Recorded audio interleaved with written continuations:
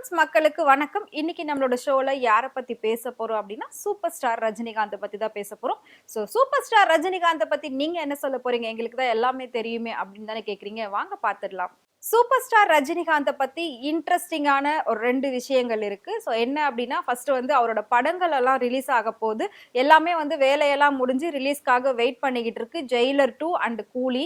இது 2 படமுமே வந்துட்டு ஒரு சூப்பர் ஹிட் ஆகணும் அப்படின்னு சொல்லி அவங்களோட ரசிகர்கள்லாம் வந்துட்டு பெரிய எதிர்பார்ப்போட இருக்கிறாங்க. படம் எப்படி இருக்க போகுது, அது இல்லாம கூலி அப்படிங்கிறது பார்ட் 1 ஃபர்ஸ்ட் எப்படி இருந்தது, இப்போ அது எப்படி இருக்க போகுது அப்படின்ட்டு அந்த டிஃப்ரெண்ட்டை பார்க்கறதுக்காகவே நிறைய ரஜினியோட ரசிகர்கள் எல்லாருமே வெயிட் பண்ணிக்கிட்டு இருக்காங்க. அந்த வகையில அவங்களுக்கெல்லாம் பாத்தீங்கன்னா ஒரு ட்ரீட் கொடுக்குற மாதிரி கூடிய சீக்கிரம் ஜெயிலர் 2 அண்ட் கூலி 2மே ரிலீஸ் ஆக போகுது. அடுத்தடுத்தான ஒரு வெற்றி படங்களா அவருக்கு அமைய போகுது அப்படின்னு சொல்லி அவங்களோட ரசிகர்கள் எல்லாமே வந்து வாழ்த்து தெரிவிச்சுட்டு இருக்காங்க.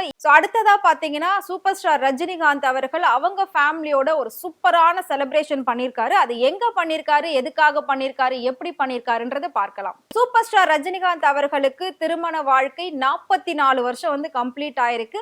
1981 பிப்ரவரி 26ல அவங்களுக்கு கல்யாணம் ஆயிருக்கு. கல்யாணம் ஆயிட்டு இப்பதான் அவங்க வந்து திருமண நாளை கொண்டாடி இருக்காங்க. 44 வருஷம் சக்சஸ்ஃபுல்லா முடிச்சு 45வது வருஷத்துல அடி எடுத்து வைக்க போறாங்க. இந்த கொண்டாட்டத்தை அவங்க எங்க கொண்டாடி இருக்காங்க ஃபேமிலியோட அப்படின்னு பாத்தீங்கன்னா துபாயில செலிப்ரேட் பண்ணிருக்காங்க. அவ்வளோ கிராண்டா செலிப்ரேட் பண்ணிருக்காங்க. சூப்பரான ஒரு என்ஜாய்மெண்டா அவங்களோட ஃபேமிலியோட அவங்க வந்து ஸ்பெண்ட் பண்ணிருக்காங்க.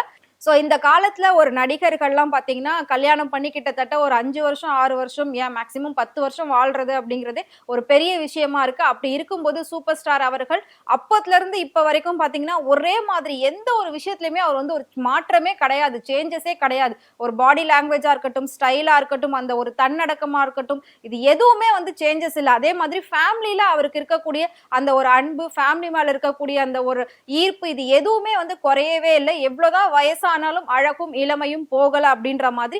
எவ்வளவுதான் வயசானாலும் அவரோட ஃபேமிலி மேல இருக்கிற அந்த லவ் வந்து கொஞ்சம் கூட குறையவே இல்லை அப்படின்னு சொல்லலாம். அவங்க ஒய்ஃபை வந்து அவ்வளோ லவ் பண்றதா அவர் வந்து ஒரு இன்டர்வியூல சொல்லியிருக்காரு. அவரோட ஒய்ஃபை வந்து இது வரைக்கும் அவர் எங்கேயுமே விட்டு கொடுக்கவே இல்லை. அவங்க இல்லை அப்படின்னா நான் இல்லை அப்படின்ற மாதிரி தான் அவர் எப்பவுமே சொல்லியிருக்காரு. அவ்வளோ ஒரு சூப்பரான லைஃப் வந்து அவங்களுக்குள்ள இருந்துகிட்டு இருக்கு. இது ரொம்பவே சக்சஸ்ஃபுல்லா போய்கிட்டு இருக்கு. இந்த விஷயமும் அவங்களோட ரசிகர்களுக்கெல்லாம் மிகப்பெரிய ஒரு கொண்டாட்டத்தையும் கொடுத்திருக்கு அப்படின்னு சொல்லலாம்.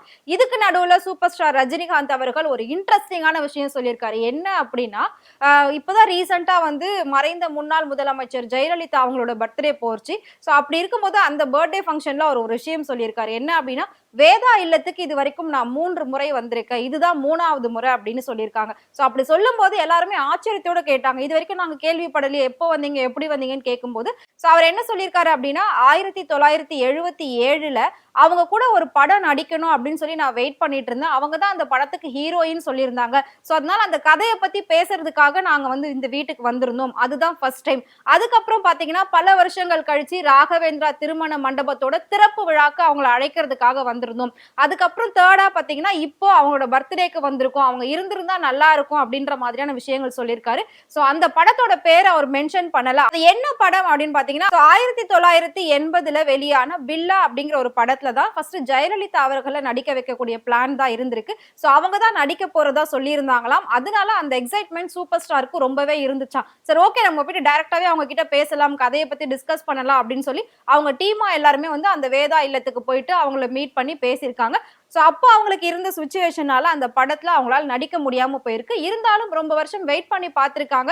சரி வேண்டாம் அப்படின்னு சொல்லிட்டு தான் அவங்க வந்து ஒதுங்கிட்டாங்களாம். அதுக்கப்புறம் தான் வந்துட்டு ஸ்ரீபிரியா அவர்களை வந்து இந்த படத்துல ஹீரோயினா போட்டிருக்காங்க. அந்த படம் சூப்பரான ஒரு ஹிட் ஆச்சு அப்படின்றது நம்ம எல்லாருக்குமே தெரியும்.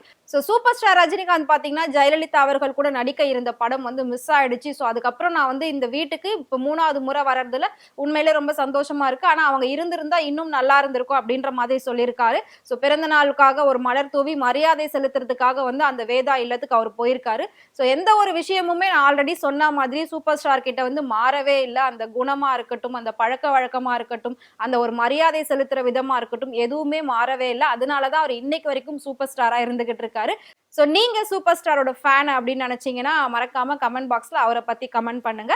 இதே மாதிரி சினிமால நடக்கக்கூடிய நிறைய சுவாரஸ்யமான இன்ட்ரெஸ்டிங்கான விஷயங்கள்லாம் உங்களுக்கு தெரியணும் அப்படின்னு நினைச்சீங்கன்னா மறக்காம ஃப்ரெண்ட் ரூட் சேனலை ஃபாலோ பண்ணிக்கோங்க.